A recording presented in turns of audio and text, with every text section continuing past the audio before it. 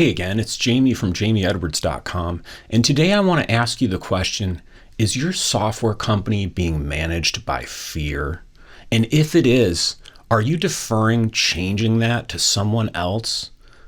If you really want to be happy in your software development career, and maybe you feel like a cog in a large wheel and you don't really have the ability to change anything, I hope this video gives you some information that you can maybe share with people that attempt to manage you or leaders at your company, or at least use this information to have some possibly difficult conversations with who's running your software company to help them understand a little bit better how they need to go about developing software to be a little bit more free about it and to grow and not be operating under a cloud of fear because they just can't deal with things being uncertain.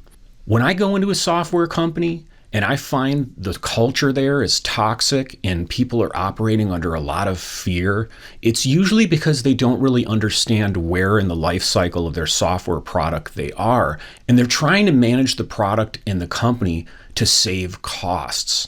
So this video today is going to talk a little bit about the typical life cycle of a software product, and you can go back and watch the video I did yesterday where I talk a little bit more about, at a software company, a healthier way to set up and think about your software business so that it can truly grow. But this is going to expand on that topic a little bit today, and I'm going to provide you with some information at the end of the video that's going to give you some ways to figure out, is your company being driven by fear the way it's managed, and could you maybe have some of these conversations to break through that? Usually when I find that a company falls into this, it's because they're typically thinking that their product is more valuable and certain than it is, and they don't realize they're much earlier in their product's life cycle than they think they are. They may have hit some profit goals and acquired a lot of new customers, but they've got a long way to go, and they start treating their software development process and the way they measure things as though they are a late stage enterprise company when they're really just getting off the ground. This is really the worst mindset to work in if your product's in a growth stage. You really need instead at your company to be thinking about how can people work together and take some risks and actually do this in a calculated way so that when things turn out to be wrong, the theories that we all have about software development, and inevitably they are, the damages are limited. You know, if you're out there as a software developer or you're in operations or UX, again, you might be thinking this is the problem of the business. But I want to ask you this. If you've ever been frustrated that you haven't gotten promoted, you haven't gotten the rewards that you want, you're getting raises that feel like they're minuscule compared to what you really feel like you're bringing to the company, maybe you need to take another look at if you can do some things just through having conversations with people at your company to help the company be set up for success better so that you can really get the rewards that are deserved. Now, this video is not going to give you everything that you're going to need to actually have successful conversations about this. I've done many other videos, and I'll continue to, on sort of soft skills and consulting. You can go back and watch one on how to earn trust for your software ideas. So you need to build up a good relationship, and that takes, unfortunately, work other than just sitting on your computer and writing code or creating screen diagrams or, creating scripts to put your deployment pipeline together if you want to accomplish this. But if you're willing to put the work in, if you're at a company where you feel stuck and you feel like you're not really getting appreciated for what you think you're doing, I would just encourage you to look at some of these videos like today's video and the future ones I'm going to do that are going to help you understand whether your software business is in trouble or not, and use this information, share it with your project managers, share it with your product managers, share it with your CEO, your colleagues, and help set your company up for success so that everybody can make more money, everybody can grow, and there can be much less fear, which is really where I personally see the biggest problems made at software companies is when there's just this culture of, oh my God, I hope we don't do the wrong thing. And if we can have a culture and a mindset at a software company that actually embraces change and embraces risk and is realistic about the fact that software development is very inherently risky. Just the fact that it's so expensive and it's changing all the time and people's level of skill is so different from team member to team member. Having that sort of a realistic attitude when you go about developing software, that's what's going to really produce great products, and it's really going to allow you to love your job again. So I showed this diagram yesterday, and I'm not going to go into detail over this, but I'm just going to review it very briefly. This is a line, this green line, this S curve that represents a typical life cycle of a software product. And the beginning of the line, where it's sort of flat, as I talked about before, that's really where the company's trying to find market fit. When it starts to go up exponentially, that's when the product's really just growing dramatically and making a lot of revenue and hopefully profit for the company. And then when it levels off, that's really when it's sort of nearing end of life. And as I talked about in the other video, hopefully your business is being managed so that when that occurs, you've already invested in another product. But what I want to talk about a little bit today with respect to fear is when you look at a software company's product, there's a couple different stages that product goes through. Now, there's many different ways to break up the stages of a software product, and Jeffrey Moore's Crossing the Chasm is a really popular way to look at it, and I'll talk about that some more in future videos. But when we think about fear and whether your company might be being mismanaged, what I want you to understand here, again, this is really important for anybody involved in software development, and if you want to have higher job satisfaction, is many companies, even multi-million-dollar companies, are still at the early stage in their most successful, or hopefully will be successful, software products, and they think they're much further along than they are. So what I'm trying to show you in this diagram here is the red line that's vertical kind of cuts off the section before it, what I would consider the early stage of a software product in its life cycle. This is really the period in time where the company is still validating whether they've found market fit, meaning, have I found the right combination of features, the right way to advertise the product? Have I taken good feedback from customers and adapted and changed what I thought was a good idea? Because we all come into software development with what we think are good ideas, but we have to be prepared that we're going to be wrong. And what I'm trying to show here is during that entire phase, there's many releases that are going on. I even talked about yesterday, you could do 50 or more releases of your software product before you really achieve market fit. And during that period, if the people running the software company don't understand this, they are going to have a lot tied up in their own self-worth and their own vision and their own ideas, and they're going to have a hard time when they don't achieve the goals that they want to. So one of the best things that people can do, and this doesn't matter if you're the CEO or just a programmer or a support person, is to have an attitude that says, I'm willing, when I come into work every day and I try to put some effort in, to find out that my effort was a waste. Because it's just simply the only way that you can actually get to the most valuable ideas for your customers is to have a humble attitude that says, I'm going to keep trying to find the right thing. I'm going to try something and find out if it's basically like, think of if you have a dartboard and somebody gives you a bazooka. And you can aim that bazooka at the dartboard, but you've only got one piece of ammo. You can shoot it once, and if you miss the whole target. This is how a lot of companies budget. They spend a lot of money trying to hit a target, trying to satisfy their customer, and they wrap a whole bunch of money and value in that, and they can only shoot once. They've got one release, one chance to make it stick, and they plan like that. Other companies, think of it as you have 50 darts that you can throw at that dartboard. And so you have a whole bunch of chances to hit the board, but they're not going to impact as hard. And that's really the mindset that you want to have when you're developing software early in this stage. Now, again, if you're a software developer out there, or you're in any other position that you don't feel like you're really in leadership, why this is so important to you is if you've ever been on a project and you feel like the way that the development is being gone about, there's a lot of effort being spent on cost savings. So how do we save money? And you're really thinking, man, there is so much time this company's spending on making me measure every little detail of the work I'm doing. Are we really profitable? Are we really growing? Well, I could tell you a little story about when I was in my first job and I first got out of college and I worked for a Fortune 500 company as a tester. About 3 years into it, 9/11 happened. And before 9/11, believe it or not, we did not have to estimate our work on a new product I was working on. Now, this might sound crazy to you, especially in today's market, but at that time, the company I worked for was highly profitable. They had a huge purse of money to spend on new product development. They also understood that to break into a new market or offer a new product and make people successful, you can't predict everything. And so they brought the best talent they could together. They decided how much money can we spend per month to try to deliver value to our customers, and let us as a team figure out the best way to do that. They didn't micromanage us. They trusted the team to do this.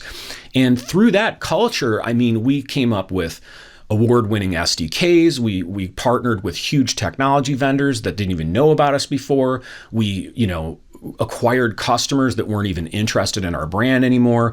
We did a lot of really exciting things. And this was really because the company at that point, this product I was working on, was not being managed by fear. It was being managed by growth and by innovation. And so if your company hasn't hit the top of this S curve that's in this diagram here, meaning they've hit market saturation, they can't really acquire more customers fast enough to truly profit at a really fast rate, then really the company should not be focused on cost savings. They should be focused on growth. And if they're going to do that, they're going to have to let go of control and measurement so much and just figure out, what am I willing to spend per month? So this third diagram that I just want to show you real briefly, and I promise this channel is not going to turn into PowerPoint mania. I hate slides just as much as you do, but sometimes a picture is worth 1,000 words. So this is a slide that if you've ever been in marketing, or you've run any kind of business, or you've been a software developer or consultant, you've been brought into some of those conversations, you'll have seen before. But I want to talk about this in terms of fear. So when a software company is going to offer a new product or a new version of a product, and they're in that early stage of their software product that I showed you in the prior slide, they're really trying to hit a small portion of the total market that they could satisfy. And that's what this green circle represents, the target market. A lot of companies that are getting used to doing minimum viable products, or MVPs, and you can go back and watch my video on that, they're really selecting a small segment of their market to target because they know they can't satisfy everyone at the beginning.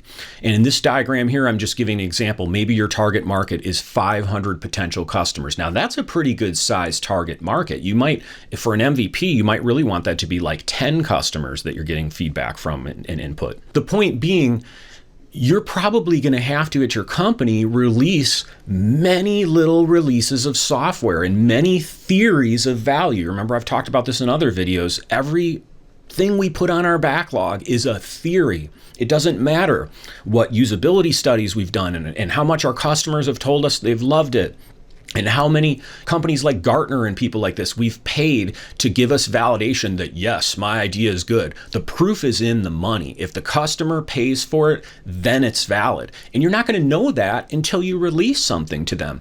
So when you're hitting this target market and you're in this early stage of your product's development process, the goal is to satisfy that target market and not try to satisfy everyone. So where I see companies get into trouble is they treat their product like they're actually servicing the entire market, and they're not. So the serviceable available market is really, who are the customers that you can reach right now that you could potentially offer your product to, but maybe it's too large of a pool to really get feedback from. The company's maybe not set up as far as their internal processes and the development process yet to handle that level of volume, but you could potentially go after them. And the total addressable market is really the segment of the entire global market. Let's say the global market was like 30 million people, but the people who can afford your product, who are within your customer demographic, all those good things that we software developers usually say, well, that's the business's problem. But, again, I'm trying to help you in these videos understand at least a little bit about this so that you can have some tough conversations with your management. But so I hope this diagram here helps you think a little bit about, is my company maybe operating on fear because they're looking at the way we're developing our software product as though we're actually servicing the total addressable market. In other words, we're thinking we're an enterprise, or we're thinking we're very established and we're later stage in our software development life cycle of our products, but we're actually much earlier. So the way you can know this is, and some people will be very surprised if you ask these questions to them. If you ask a project manager, for example, hey, do you know what percentage of our total addressable market we're selling to currently? They might look at you like, what are you talking about? That's Greek to me. So you may have to talk to product managers or VPs of the business side of the company, or the marketing department or the CEO, people that are kind of higher up in your company that are more responsible for the business to get answers to these. But if you talk to them and you find that they're only really doing business with the software development product you're working on with a very small percentage of the total addressable market, that's probably a good sign that your company, your product you're working on, is much earlier in its total product life cycle. And so nobody should be managing by fear at that point. Everybody should be managing based on risk and creativity and innovation, because it's not about cost savings when you're bringing a new product to market and you're trying to hit that exponential growth curve. It's about delivering the right thing to the customer. You can be as efficient as possible at developing software and do it as cheaply as possible and make less money than a company that costs more to do development, but they ultimately deliver something that's incredibly valuable to their customer and cause the company to profit by a huge amount. So the reason I'm bringing this up with you again is, if you're frustrated at your software company and you feel like everybody's managing everything based on fear and there's a lot of measurement and process that feels like it's not buying you anything and the company's really slow, a lot of times that's simply because everybody's trying to feel like they can predict the future. Everybody's trying to feel like all the ideas in their backlog are valid, and they don't have a realistic mindset that those are just theories. Until they're actually delivered to a huge market of people and you've really started to exponentially grow, you're not going to know that. And I'll talk about in a future video that, going back to this previous slide, once you pass the early stage, and this is something a lot of companies I don't think understand fully, once you pass the early stage, companies should actually be doing less development on their product. They should be spending more money in marketing and advertising and partnering, and they should actually be investing in new products, because once you hit that market fit and you have the right combination of features, if you just keep using your development team to build more features on the existing product, that's what becomes a feature factory. And that's a term John Cutler coined. I love it. He's done tons of articles on it. He's a brilliant product manager. You can go read all of his articles. I'll also link you up there to a short video I did on it. But so if you're at a company that's actually trying to expect people to continue to crank out features, and you really have reached market saturation, you could also have a conversation with your product development and the people that run your company to help them think maybe a little bit differently about, maybe it's time that we start to have the bulk of our software development efforts spent on some new products instead of the one that's already making us a ton of money through continuing to advertise and reach them better. So let me just give you a couple quick signs that your company's being managed by fear. I think if you see these 4 signs present at your company, or even a few of them, and you may see many more, leave me some comments below, but there's probably a really good chance that your company has a mismatch between where they are at in their product life cycle and how they're going about it. So the first one is a focus on estimation.